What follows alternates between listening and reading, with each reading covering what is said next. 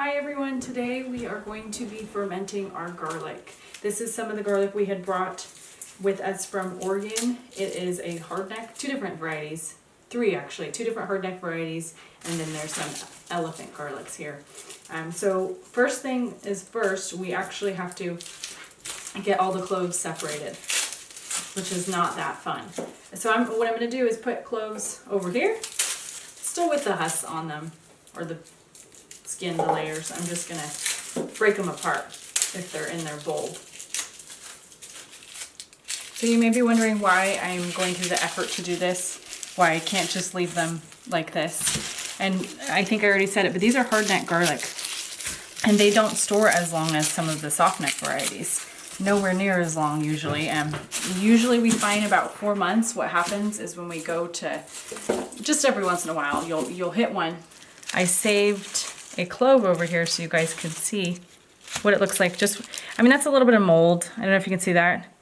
So we'll start to pull the garlics out around after 4 months after harvesting them. And that's when we know if we want to preserve the rest that we have left, we do need to somehow preserve it, whether it be fermenting, canning, or pickling. So Eric and I just got finished disassembling the garlic cloves, the heads, and I don't know an approximate percentage, but we did lose a little bit more this year just because we failed to act sooner. So you'll know they're soft. You could probably use that, but there are some that are just really soft and kind of smushy. So we are going to be composting all this, which is wonderful, so it doesn't technically go to waste. But if you were to act a little sooner, maybe at 3 months, you probably wouldn't have some spoiled ones. Okay, so the next step is going to be actually getting each individual skin off each clove. So there's a trick you can do. You guys have probably seen it. Works much better in those videos you see than what I'm about to do. I don't know if I really don't know why it doesn't work as well for us, but it helps. The other option is to actually sit here and peel each one, which takes forever from experience. So grab a little jar, or you can even grab a bigger container. Probably can get more cloves in there. You don't want to fill it up too much because then you're not going to have a lot of that airspace to shake. And then what you want to do is shake the can. So what I do about halfway through is I just pour it out and check which ones have come out of their skins. So these guys were pretty well exposed. And that one was. If you're feeling like they're not coming off that quick, you can always put them back. And this is a bowl that I previously started over there. You can always put them back in here if they don't look like they got shaken enough. So I usually end up doing this twice. They don't have any sort of magic number. Just kind of shake until you want. What can happen is I don't know if it's over shaking, but you can shake so much where you start to bruise the cloves. So you kind of want to find just the right amount of looseness. Okay, so today we are picking back up on fermenting our garlic. We have it all peeled here. We did run some water over it just to clean it so it's all ready to go in the jars. And this recipe that we're doing uses pint-sized jars. You can do bigger ones. You just need to, adjust for the salt. All you need for this is salt and water and garlic. I've got kosher salt here. And what we're going to do first is put the cloves in our jar that we choose. Because I have the elephant garlic, it's going to get a little tricky, but we'll just make it work. The reason we're using pint-sized jars is so when we go to pull one of these to eat, we don't have too many that we have to eat right away. And then what you want to do, leave some headspace, is use about a full tablespoon of salt. Just pour it on over. May seem like a lot, but when you're fermenting, if you've ever done sauerkraut, you'll realize it's not too much. This is just tap water or spring water. I think this is spring water, but you can use tap water. And I wouldn't worry too much about the salt not dissolving right now because it will eventually get in that brine and do what it's supposed to do. That's what it looks like. We have another one over here that we did previously. And if you've ever done sauerkraut, you can have, if you have one of those little glass lids, you can weight this down. Because these garlics are pretty much sinking, I don't have to worry about it. So what I will do is just put a loose lid, and I'll show you guys that before we put them aside.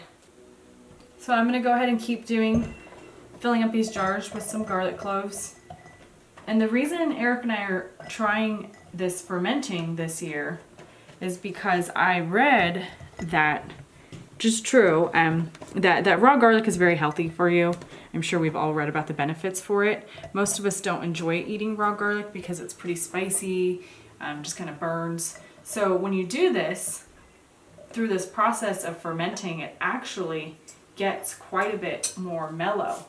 So you still get the benefits of raw garlic. And when garlic's raw, you get all the nutrients, you get all those enzymes. Because it's fermented, it's also going to be easier for you to digest and absorb the nutrients. It's better for your digestive health.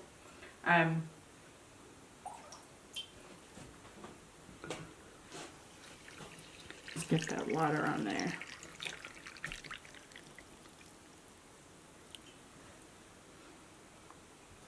So when garlic is heated up, whether it be by cooking it or canning it, you destroy lots of the enzymes, and it is not as nutritious for you. So that is a great reason to try fermenting it instead. Or if you feel up to it, you can eat a raw clove. It's not that pleasant. We've done it before. So we're just gonna keep going. Okay, so we got all the jars done. I think it made 10. So if you don't have that glass weight, what we do when we ferment cabbage is I just put a lid loosely on there, and because I have the water so high, I'm just gonna lightly put that rim. So don't seal it off, because you do want it to be able, I'm not sure if this actually secretes bubbles, but you do want it to basically be able to breathe. You don't want to seal it off. So let's do that for all of them. And whenever you're fermenting, it's a general rule, you don't want it to be in direct sunlight. I think I'll probably end up putting ours back here while they are fermenting because it's not in direct sunlight. And you don't want them to get too hot. So if you have like a pantry, that would be a good spot for them. We did clean the jars ahead of time, just some hot water and soap. I didn't heat sterilize them or anything like that.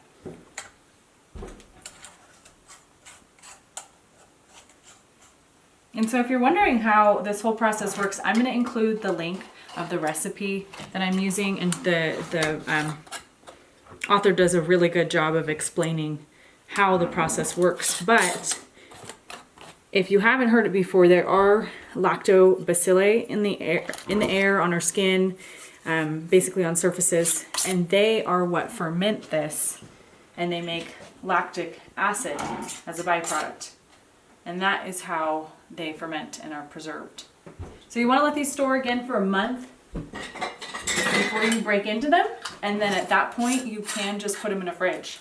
So that's the downside of it. It's not canned, so you will need to put it in a fridge after they're done fermenting to keep them preserved. So I hope you guys enjoy this video, and maybe you can try fermenting some of your garlic on your own. You'll have to let me know what you think and if it tastes good.